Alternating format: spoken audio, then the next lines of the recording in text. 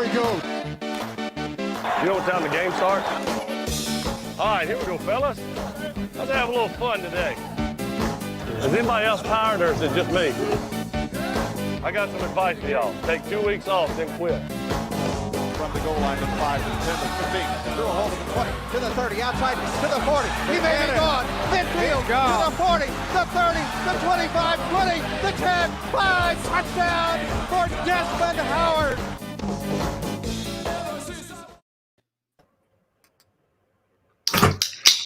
Oh, just stealing it. What's going on, everyone? Everyone's getting in on the action. What's going on, everyone? Welcome to another edition of PWW Live, Week 7. I am Matt Freilich, of course. To my side is Ryan Bowman. Below me is Ryan Schoberg, just cracking another strange beverage I never know. And then Kitty Corner, of course, is Kieran Sprecher with just flexing on everyone with the Brett Favre signed autograph jersey in the background. So we're going to go to Kieran first. Kieran, what's the background story on that Brett Favre jersey? Give me the rundown. I believe my uncle won it in a poker game or something like that, and then he ended up giving it to my mom, and my mom doesn't care about football, so it is mine now. Beautiful. I thought you were going to say it was like an auction, more some sort of like non-profit raffle, but in a poker game, that's a pretty badass story. He didn't win it off of Brett Favre by any means, did he? He did not, but he did win like a William Henderson jersey off William Henderson one time at like a random campsite. It's a pretty crazy story. For all you guys out there that are watching PWW Live from the start, from the draft party, from all that good stuff, in 6 short months, we have a reporter on site live at NRG Stadium. Matt Freilich, how is the weather down there in Houston? Well, first of all, if you've been paying attention, I've been damn near every stadium. I was at Raymond James last weekend. Can't remember the other stadiums. I bet it's just been a whirlwind, right? I mean, a lot of COVID tests. Worldwide is indeed worldwide. Yeah, it's good. We are worldwide. But no, it's good to be here. We got a lot to talk about tonight, boys. I mean, obviously coming off a shitty game versus the Bucks, kind of got out of hand with a pick 6, and we'll get into that a little bit. Just, I have my thoughts. I'm sure you guys do. We didn't really, we talked about it on the halftime show, or we talked about on the halftime show, but like we all kind of picked, I think it was split 50-50, maybe it was 3-1. I know I thought that was played into my optimism a little bit that they'd come back. We had Matt Ramage on. I believe he said they'd come back. And if I'm not mistaken, Bowman, did you say they were coming back? And I think Schoberg said they were definitely taking the L. I said they could. Right. Come back. This was an offense that had scored 40-plus points and 30-plus points in all of their games, right? So I was confident that they had the ability to, but, man, they didn't come back out in the second half with anything worth mentioning to make that score different. So didn't play out that way. I'm always kind of taking the optimistic view. I think, Schoberg, you were fairly adamant that was going to be an L during that halftime show, but it is what it is. It's one game. I think one out of 5 is what Aaron Rodgers said this week. So we're on to Houston. On to Houston, as you can see, like Schoberg said, I'm in it. We lost Schoberg, but that's okay. He'll come back, I'm sure. But outside of that, really, like I would say at this point, I've been saying this all week. I said it on a different podcast, said it on a stream last night. Like you kind of just throw out the game plan you had and throw out the window, right? I don't know what concept you were coming up with that Corey Linsley's trying to chase down inside linebackers, Levante David, Devin White. Like, those guys are fast as hell. Like, and just the tosses that were apparently that was a thing that I hadn't seen before. No jet sweep. I don't know. Oh, there's Schoberg in action. Kieran, so what are your Kieran? You weren't a part of the halftime show, of course. Like, what were your thoughts about the game plan or just the game overall on Sunday? Feel free to dive in a little bit soon. We haven't heard your perspective about the game. So I ended up having to go to work at halftime, so I did watch the first half, and I was pessimistic like Schoberg was about the second half. I felt like the turning point was after the 2 picks, we still had a chance, and Rodgers threw that the jet motion go. We hadn't handed it off to Aaron Jones at all, and we threw that one towards the sideline, and his butt. It looked like he made Kiff come down with it. I felt like that play was like the turning point. Like, that one was like our one last shot in the holster. If we got that one, we can get rolling again. Once Matt LaFleur's hot, he's hot. Once Aaron Rodgers is hot, he's hot.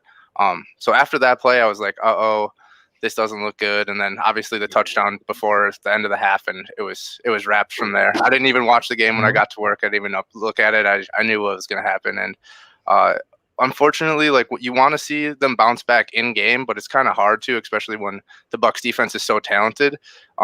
So like, you had your game plan, and I felt like you mentioned the game plan. I felt like the game plan was our strengths against their strengths, and we were going to do whatever it took to like impose our will on them, and we didn't. They did that to us. So like, once you have that, like the Patriots are notorious for always scheming their defense towards the opposition. Like, they have their core stuff, but they take away something. And I felt like the Packers didn't do that against the Bucs. They were like, we're just going to do what we do and see what happens, and we got smoked. Yeah, I mean, good for you to not watch the second half. I think the most productivity I got of it in the second half was like cursing and screaming. My parents are here for the game, so me and my dad are just like pissed off back and forth. I'm drinking like vodka on the rocks, and it wasn't a good second half. I mean, you going to work was a much better use of your time. So yeah, I would probably, even at work, I probably wouldn't try to pull up like a Reddit stream or something on my cell phone even. So good employee. That's Kieran Sprecher. If anyone's looking for a good employee, that's the man right there. Well, I will say the Saints game, I was watching it on the laptop the entire time, and I did no work app whatsoever. So a little different there. Hey, it's all about balance. It's all about balance. Yeah, exactly. So we didn't even get into this yet. Of course, normally it's like in the first 5 minutes, but we're past the 5-minute mark. Schoberg, take it away. What the hell are you drinking? It's new. It's not new. I mean, it's been the go-to since I've been live here. Is it really? It looks like a different Mankato. It's our Mankato Mad Butcher IPA, citrus IPA. I'm not kidding, the best citrus IPA in the whole United States. It's huge. It's the best citrus IPA you'll ever find. But yeah, I mean, I'll do that. Minnesota IPAs doesn't get a whole lot better than Mankato Brewery down here in South Central Minnesota.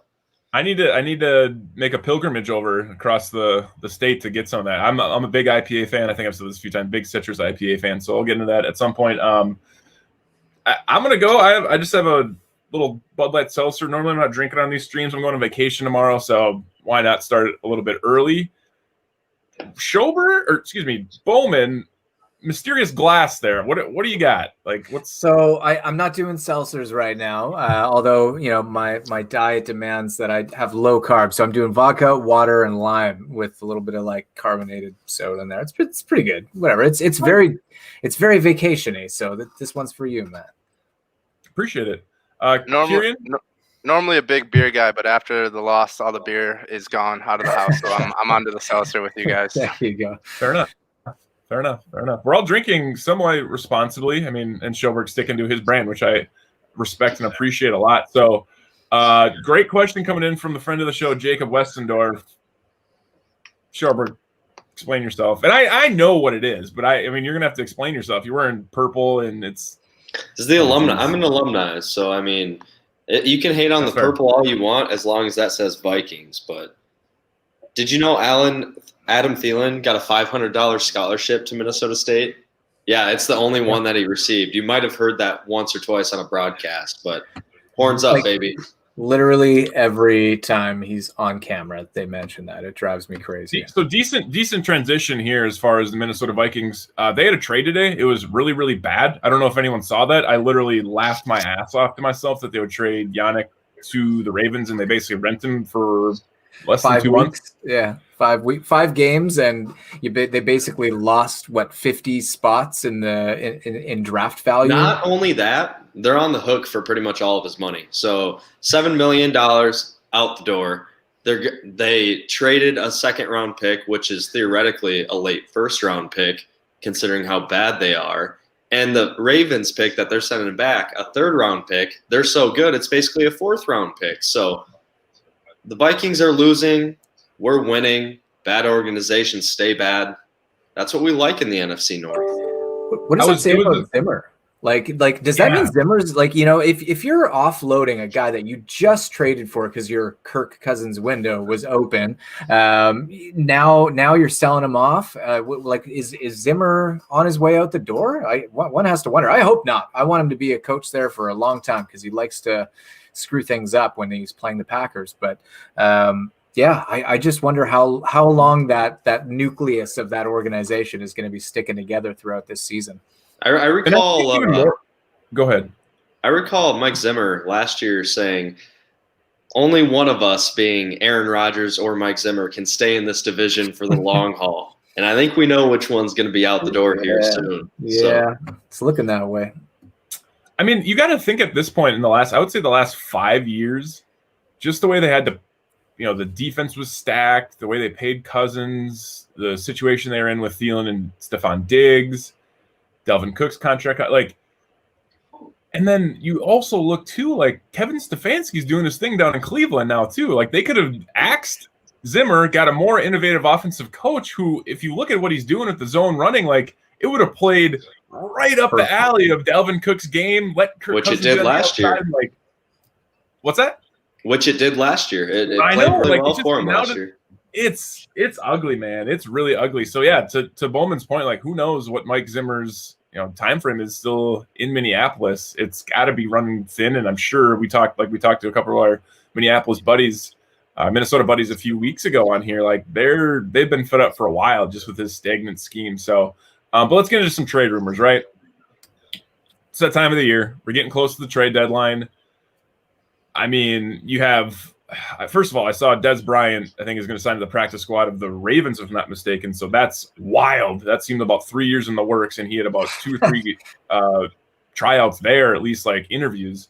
Antonio Brown may be coming back. Obviously, those are free agents, not trades. But I mean, I'm sick of hearing about the AJ Green. Don't give me with that John Ross shit. Like, we don't need any of that. Like, are there any trade rumors or anyone you guys, even a position or even anyone you want to go after? Kieran, what are your thoughts? Obviously, so talking about the Texans too, they said they were willing to trade any of their wide receivers. Obviously, Randall Cobb would be a nice welcome home. But if we could get Will Fuller for anything but a first or second round pick or anything like that, that would be amazing. I don't know what the price tag would be on him. I believe DeAndre Hopkins was something like that. I would take what they gave up for DeAndre Hopkins for Will Fuller. I'll say that. That would be. But Bill O'Brien's not there anymore. We're not going to fleece the Texans anymore. That's the problem. We missed out on it 2 weeks ago. All right, fair enough. So yeah, either one of those would be nice. I do think that we won't be making any moves. I think getting Lazard back would be a big acquisition, if you want to say that, and then Kamal Martin, if he ever is able to come off of the IR, which he's been practicing, not off the IR yet. So I think those would be 2 big acquisitions you can make, but I don't think we're gonna be in the trade market. But we'll see. Joburg, any rumors you've heard lately? There was a few yesterday I kind of forget about, but I mean, maybe a defensive lineman, anyone on offense, anything that you've been seeing on the I guess Roto Wire or even on Twitter? Free agent I would look in on is Tim Jernigan, who he was a free agent a couple weeks ago, just got cut again from Denver. He's a good defensive lineman, good run stuffer, can rush the passer a little bit. I mean, our defensive line hasn't been great. It's been better than I thought it would be, to be honest, with some of the young guys stepping up. But you add that veteran experience in there, I don't think you can really go wrong. As far as trade goes, I'm in the same boat as with what both you guys said, which is kind of boring. We all kind of agree here. I don't like any of the Cincinnati receivers. John Ross blows. There's a reason he's never done anything in the league. AJ Green is AJ Green at 30-plus years old, can't stay healthy. Catches a couple balls a game, but he's not the guy that he was 5-6 years ago. So I'm looking at Will Fuller as well. You get him for a 3rd, 4th-round pick. Packers have 3 4th-round picks for this year's draft that I think they'll be able to do something with now or during the draft to move up. So you do that for a Will Fuller type, I think he could really benefit this offense as long as he's healthy. That would seem like a wild trade on the Texans' part to get rid of Will Fuller, honestly. Because you have Brandon Cooks there. He's getting long in the tooth. Randall Cobb's also, I mean, not the player he once was, clearly. Let me talk on that, too. Randall Cobb, I don't think, as much as I do think he would fit in with this offense right now, I don't think that's realistic. He still has 2 years after this year, paying him at about $8 million a clip, and there's no way in hell Brian Gutekunst would go for that. Right. You don't go back. You don't revert back to getting a guy. That's just not a progressive thought, and especially when you have young receivers. But Bowman, anyone else you're looking at? Anything, rumors you've heard?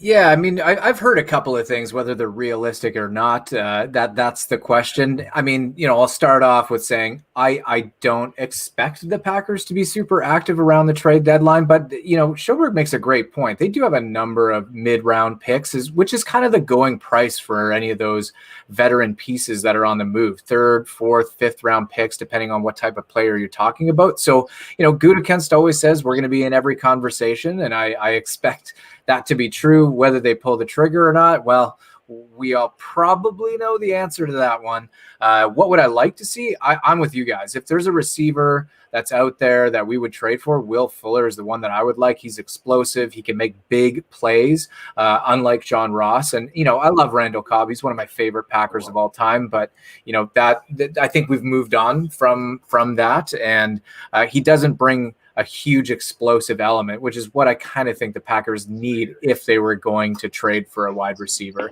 Maybe, this is like Canadian Wisconsin homerism, but JJ Watt, I've seen a lot of numbers out there that, the Texans can trade him without getting any dead money hits. So, I know he would probably like to come to Green Bay, being a Wisconsin native. And, that would be kind of interesting.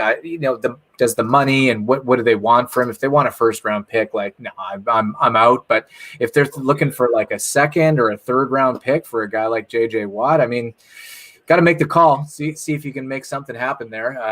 That would be pretty cool. But outside of that, I've heard there's some guys in Cincinnati on the defensive line, Geno Atkins and one other guy, that are pretty upset about their playing time. So maybe, hey, we got some room here for playing time with Tyler Lancaster banged up and not a whole lot going on outside of Kenny Clark. Most definitely. Let's get into that banged up a little bit. Normally we'd get into the preview of the game, but there's a ton of injuries on either side of the ball, right? So you mentioned Tyler Lancaster. I'm going through the injury report right now. So David Bakhtiari did not practice on Wednesday or Thursday, that being today. Jair was a full participant with a hand and knee. Tyler Ervin did not participate either, which I'm kind of upset about. I want him back in the offense this weekend. Outside of that, there's no one that Darnell Savage didn't participate. Bob Tonyan didn't either. Mercedes Lewis sat out today, but that's normally Thursdays is normally like the veterans will sit out. The two I'm real worried about is, and it looks like Kevin King was limited in practice too, so he's trending towards playing on Sunday. But the two I'm worried about are Tyler Ervin and obviously David Bakhtiari, because those both affect the offensive ton. If David Bakhtiari can't go, how do we feel about J.J. Watt potentially going up against Rick Wagner, Kieran? Yeah, obviously that's the biggest issue. And if he doesn't practice tomorrow, then we're probably already trending towards him not playing with a chest injury and with the way the Packers have handled injuries so far this year. I would be surprised if he is playing. I don't know if it will necessarily be Rick Wagner. I don't know who it'll be. I've been pretty happy with the way that we've been able to shift offensive linemen in, and not much has changed. I feel like anytime someone goes out or there is like that an injury or something like that, I don't really notice. I feel, except for last week, obviously that was the anomaly. But so yeah, I'm confident with the scheme and with being able to shift players around. So I don't know who the top 5 are going to be this week. I'm expecting he's not going to play. JJ Watt, we're going to be using Jamal Williams. We're going to be using other Mercedes Lewis to chip him. I think we'll be able to handle him. I think the biggest thing that troubled us with the pass rush was the 2 middle linebackers. They destroyed our run game and they destroyed our pass rush. I was watching Stephen Shea, the dude from Barstool, who's like a huge Buccaneers fan, did like a Devin White highlight film, and Devin White retweeted him. And the ways that he like got around the blocks, he looked like we were set up. He was getting inside. It wasn't the outside pass rush. I felt like it was those two guys dominating everything. They're just too fast. I mean, they're just too fast. That's all what it came down to. Yeah, and it was like we would be double teaming. One guy would be engaged, would be doing our spot, and then before we could release, he's in, and and Rodgers. I don't know how Rodgers didn't fumble some of those, to be honest with you. It could have gotten a lot worse, but yeah. So Bakhtiari, worried that he's not going to play.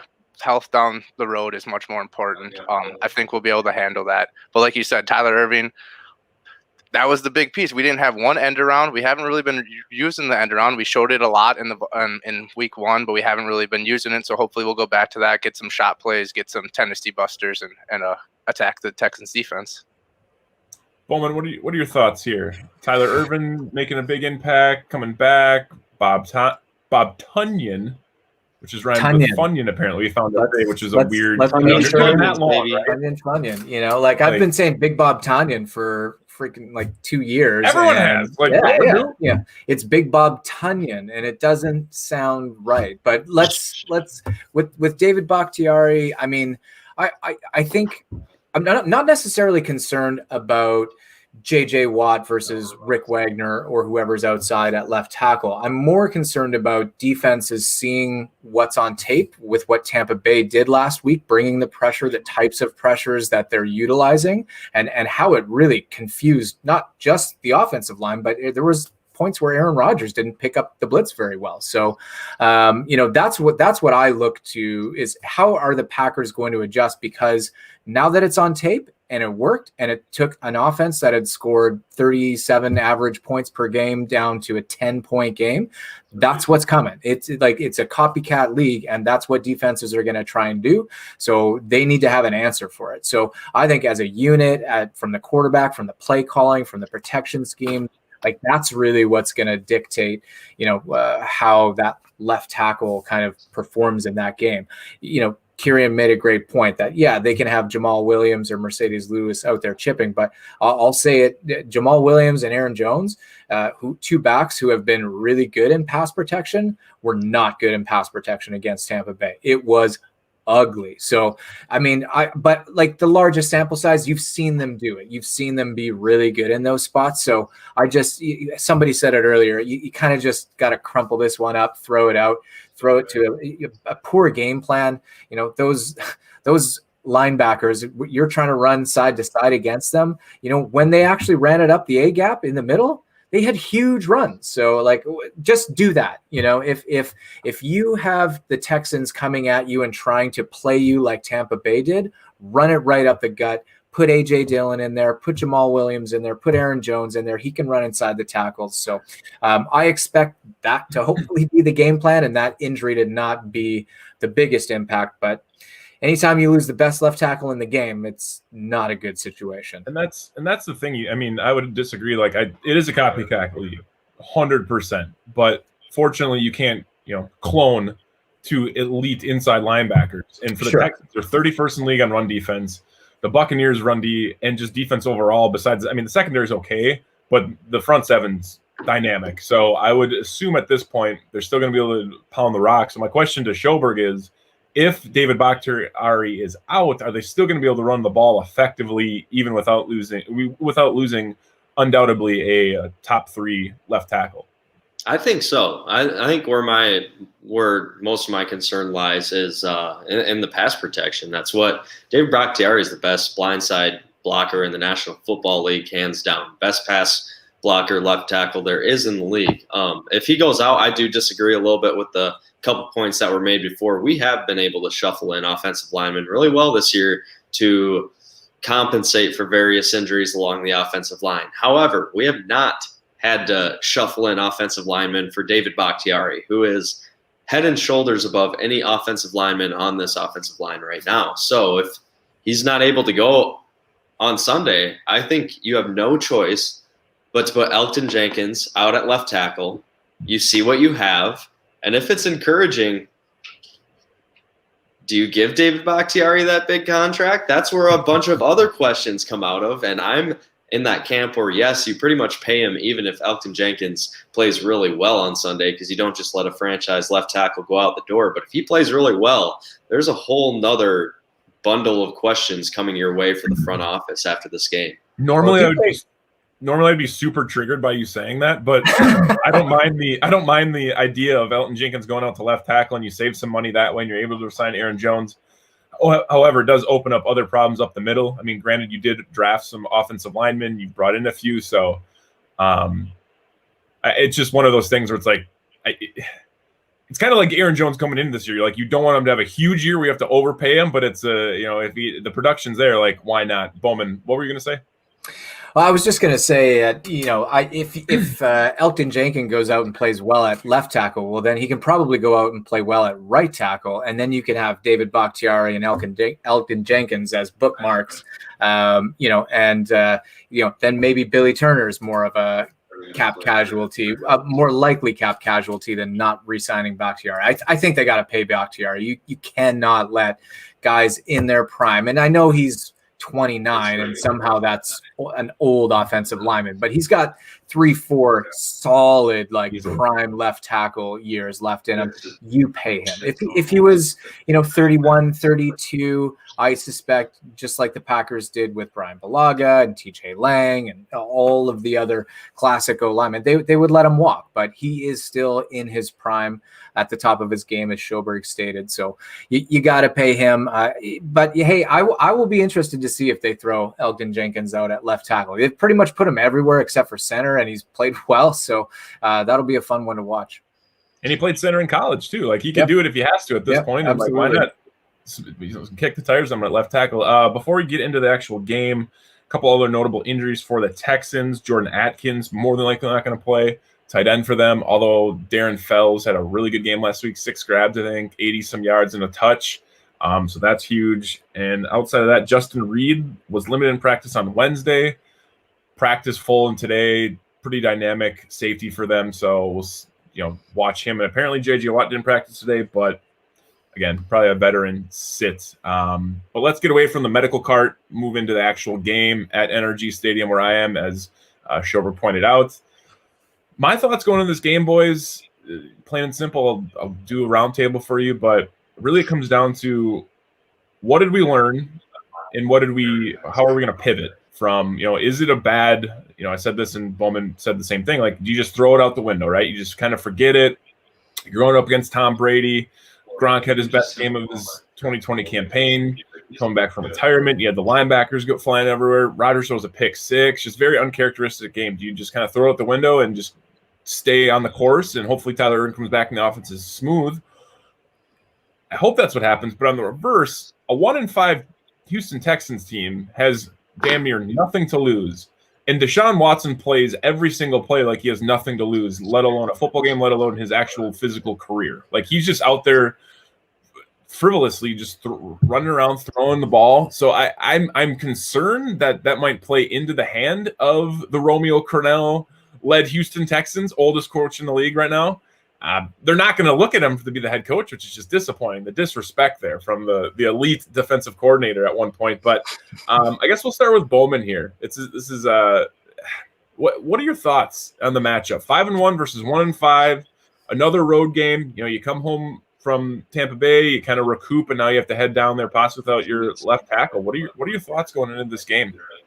So I think the Packers have they're going to score in this game. I think they have the offensive personnel to put up a lot of points against the Texans running the football. I think they will have really good opportunities to get Aaron Jones and hopefully A.J. Dillon going. Like, I love Jamal, and I really wish they would use Jamal more in that wide receiver role that they have and get A.J. Dillon some more carries. I think we have to start doing that. With the limited opportunities that he's had, he's looked good. So I think this is the perfect game to do that. On the defensive side, I'm a little bit concerned. 3rd and 2, 15-yard cushions, like that stuff has to stop. The passive 3-man rush has to stop because Deshaun Watson is an explosive athlete and will eat that apart. If you are passive against him, he can run the ball, he can make explosive plays, he can extend, and that's really where the Packers have struggled. So I don't necessarily like the matchup for the Packers defense on paper against Houston, but I do think they can control the ball. I think they can control time of possession by running the football well, and if they can limit their turnovers, then I think they win this game. Totally agree. And I look at it like you're saying, like Deshaun Watson, normally defensive backs have 4 or 5 second play clock in their head, and Deshaun Watson doubles that at times. So it's like the play after the play you got to worry about. Plus, as we talked about, like they got some speed, and they've had speed at receiver for a long time. Let's not dismiss David Johnson. I know he's not what he once was in Arizona, but he's still a receiving back. So, Schober, what are your thoughts on the matchup? Are the Packers going to bounce back, and how do they win this game, and how do the Texans keep it within reason to be able to maybe make a comeback or win it?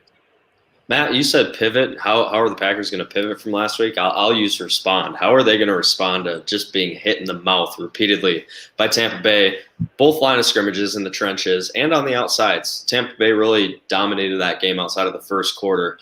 Second question I have is, are they going to spy Deshaun Watson? This defense is rather interesting right now, I guess we'll say, for lack of a better term. But if you're just playing one linebacker and they know that one linebacker is going to be spying Deshaun Watson, he's going to exploit the middle of the field nonstop because he'll know that linebacker is going to be stagnant. So is Kamal Martin back? Is Chris Barnes going to spy him? Which one of those two are really going to take that role if both of them are healthy for this game? And then this is, for me, what is a make it or break it game for our pass rush? Like, what are you going to be this year? This might be one of the worst pass protecting offensive lines he'll go against all year. They're 23rd in pass protection rate this year. So this is really a get back on track game for Zadarius Smith, Preston Smith. I've been hounding on Preston Smith in these live shows recently. Preston Smith, get right. Rashawn Gary, Kenny Clark. If we can't get after the quarterback in this game, when are we going to be able to? That's really what it comes down to. So it's really a make or break game for this pass rush. See what we have going forward. It's unfortunate that when we've turned this into a podcast that everyone won't be able to see when Schoberg says, I've been hard on Preston Smith, and we're all just like, yep, we all have too, because he's been sucking it up. Like, this should be a game where they come back. And they have to. I think someone's got to have a big game, whether it's one of the four. Kenny Clark, Rashawn Gary, Preston Smith, or Zadarius Smith. If I had to bet, I would say Zadarius, but, I mean, they have to get after the quarterback. Like you said, suspect offensive line. Deshaun's going to extend plays. Just don't let him get outside the pocket and make sure to wrap him up.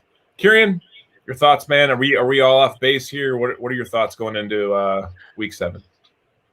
I think you nailed it. I think what you just said was the biggest thing. You got to keep him contained. I think it's all four guys. I think it's Kenny collapsing it in the middle, and then the Smiths on the outside. But you can't get overextended, because if you get overextended on the outside, he's going to slip underneath the tackle and he's gone, or he's throwing it 60 yards down the field to Will Fuller.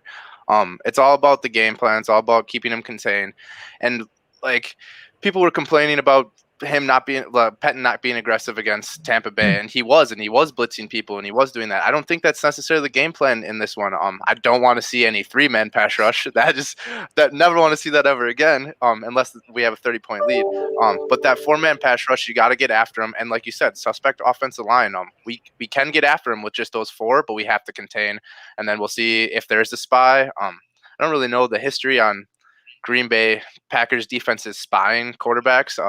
I feel like we always get ran all over. I probably just still have the traumatic experience from Colin Kaepernick, but I feel like we never handle scrambling quarterbacks well. So like you said, contain. I think for the offense, the biggest thing is running the ball.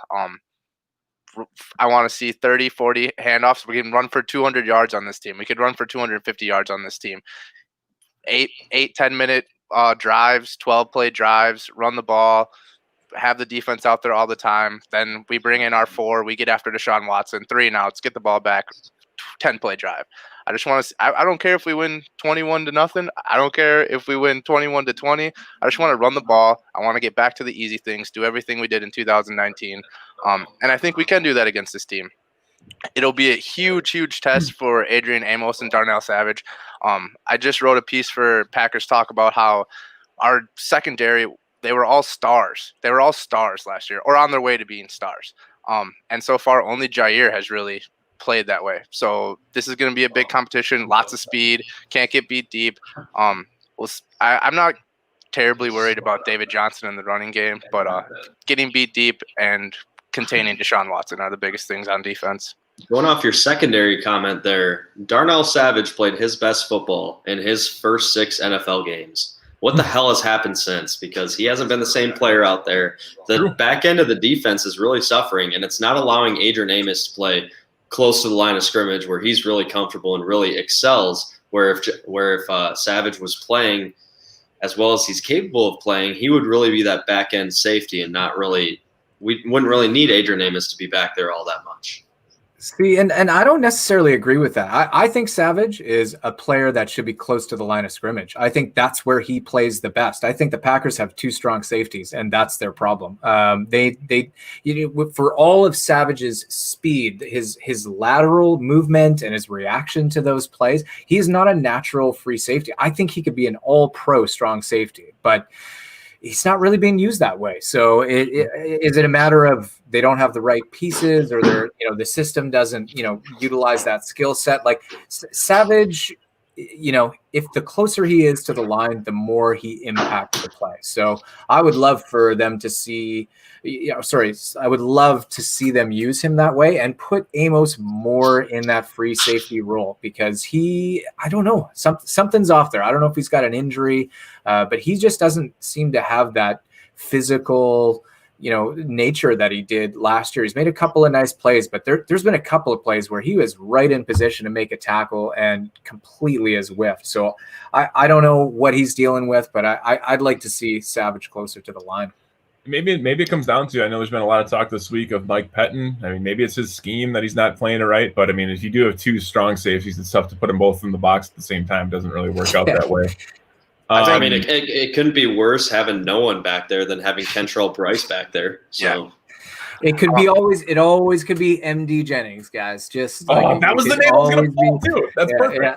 Awesome. I added two more topics to the show here, guys. So hold on real quick. I want to go back to Schoberg's about the first 6 weeks of 2019. I felt like that Bears game, what was the final score, like 13-10 or 16-10, whatever. It was so low scoring, and I feel like that set the tone for the defense last year. That showed the defense like, we're good. We can do this. Obviously, the Bears offense has been suspect since then, but like you still need that one game where you come out and you dominate and you realize you can do that. So far, the offense has been doing so well and the defense hasn't had that game. And once you have that game, you build off of that and you just get better. So I think like what Ryan was talking about, after those 6 games, we haven't really had like a defensive juggernaut game like that. So hopefully that's coming soon for 2020. I hope so. And it should be this game, right? Why not? So like I said, 2 other topics I dropped in here. Has anyone been watching these press conferences, by the way? Like, so I'll turn them on when I'm at work and I'll get notifications and I'll just, put in my headphones and listen to them on my phone. And like, I caught the Jair one today and it's like, I get it. Like, I go both ways, right? Like at some point you kind of just got to man up and accept that you're going to get media availability, right? But on the reverse end, some of these questions are being asked are just not like, dude, just put the football aside and ask him something off the wall question. Like Jair is wearing these goofy sunglasses today, not his white clout sunglasses like Schober likes to wear up to the bars, but like sunglasses that it's like you could have asked him a question, be like, what's up with the sunglasses, Jair? I really like them. But instead they're asking him like, when did you become confident? What was it like playing with Randall Cobb? Like these questions where he's like, dude, he doesn't give a shit. Like ask him better questions. But I also understand like the attitude that a young 20-year-old player's throwing off a vibe when it's like that's his job. There's one thing. And obviously Bowman's watched a couple of these. I can see by his reaction. So Bowman, what are your thoughts on these press conferences thus far? Yeah. So, I mean, there's been a lot. Like the first thing I'll say is, Jair, know your audience, know the type of personality that you're engaging. And if you're going to ask him a dry, kind of just silly question, you're just going to get a very short kind of response.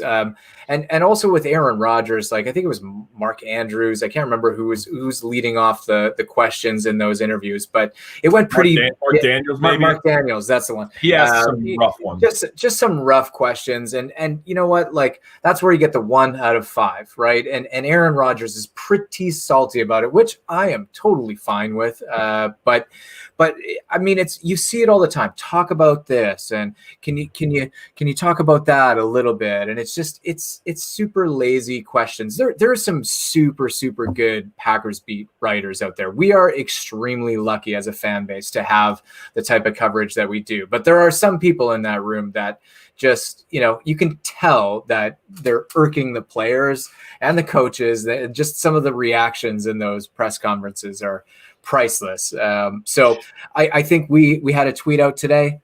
ask better questions. You want better answers. You want more engagement. You want those press conferences to be, kind of give take. Then, bring your A game to the table, and players are willing to engage. And Jair can be a real fun interview if you play to that, and we're not giving him that. We're not putting him into a position to shine in that moment. I don't think.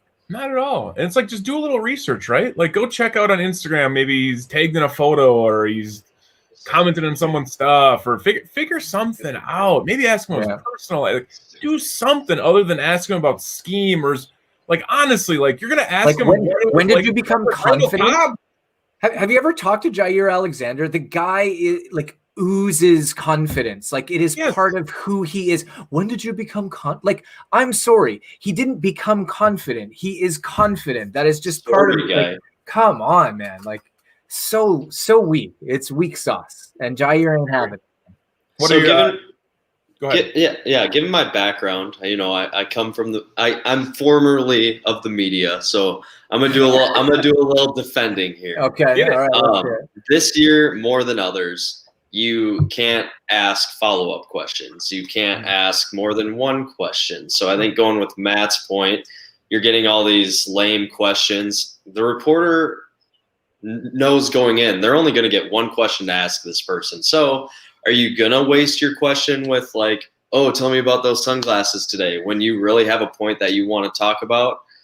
I don't know. That's up to the reporter, I guess, and what kind of line they're trying to get for the day. But one thing that I have really taken from these press conferences is, one, the offensive staff is super fun to engage in. Nathaniel Hackett, Matt LaFleur, they give pretty real answers for the most part. Matt LaFleur gives a lot of coach answers, a lot of coach speak, but Nathaniel Hackett in particular is really fun listen when he's explaining how he comes up with offenses and where he even goes to get some of these offenses. Last week, he was talking about how he was pulling Bill Walsh film from the 70s and the 80s on the West Coast offense to implement into this offense that they're running now, which maybe they implemented too much 70s and 80s offense this past week because it didn't look the best. But the offensive staff is super fun to engage in. And then another thing that I really took away is, how different is the vibe between Aaron Rodgers and the Packers media and Aaron Rodgers and Pat McAfee every week? Because the difference there is staggering. Like, Aaron Rodgers loves being on with Pat McAfee, gives him the realest answers I've ever seen a pro athlete ever give in any interview every single week on the Pat McAfee show. And then he talks to the Packers media and he gives the answers like the 1 out of 5 answer, which he has every right to give because the question was just stupid to begin with. But it's pretty staggering how different he treats the local media compared to the Pat McAfee more fun interview that he does weekly on Tuesdays with the former punter.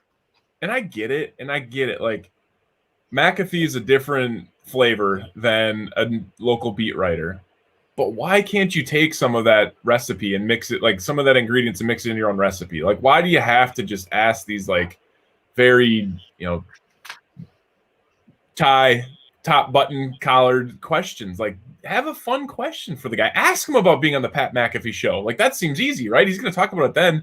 Kieran, are you catching these press conferences? Are you slaving away at the office all the time?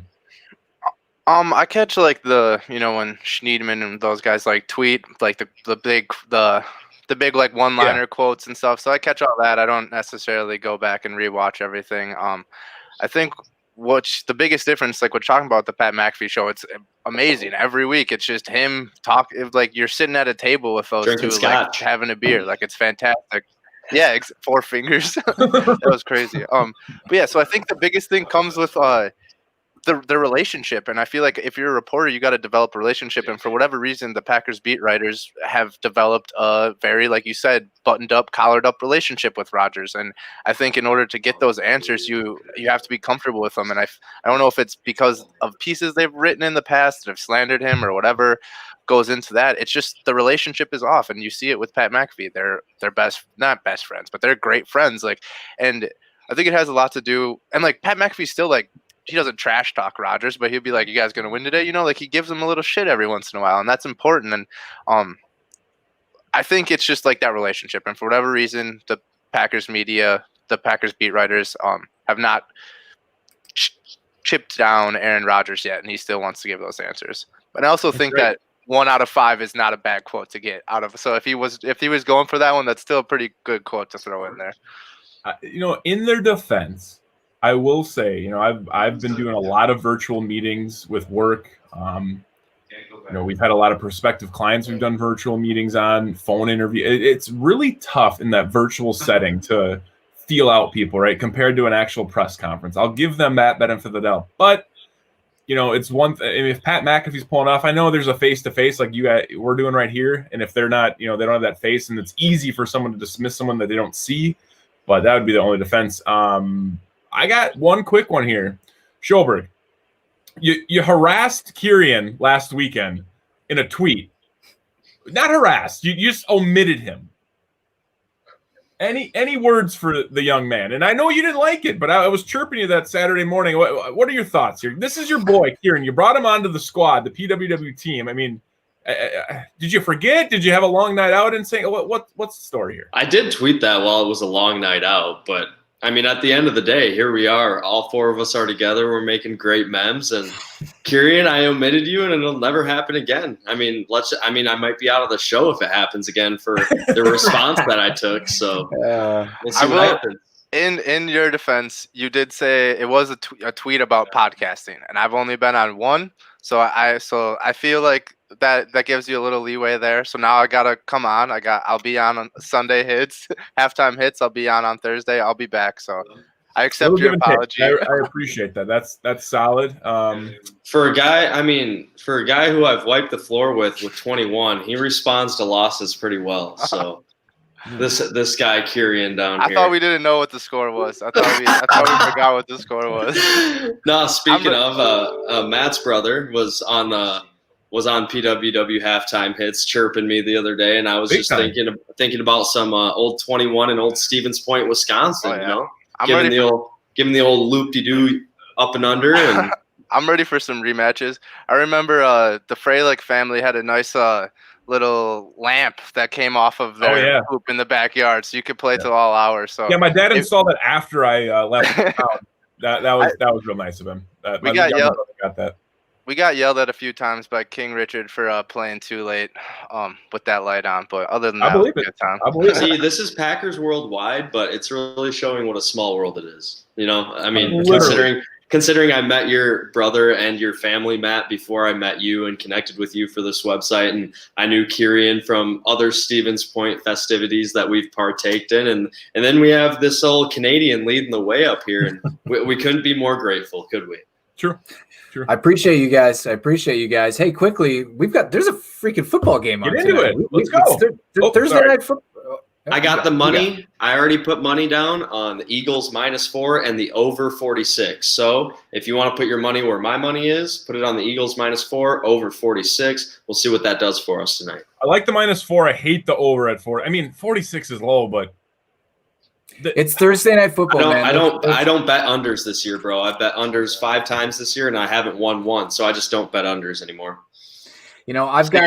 I'm hoping for a high-scoring game because I've got Carson Wentz going in fantasy. I know that's terrible news, but I was a Dak Prescott manager, and he's on IR. So I'm scraping the bottom of the barrel here, boys. You're scraping the NFC East barrel. That's hey, he's gonna be behind in games, and he throws a lot of garbage time touchdowns. So he had 29 points last week. So if I can get 29 points out of Carson Wentz after Dak goes down, I'm a happy guy with that.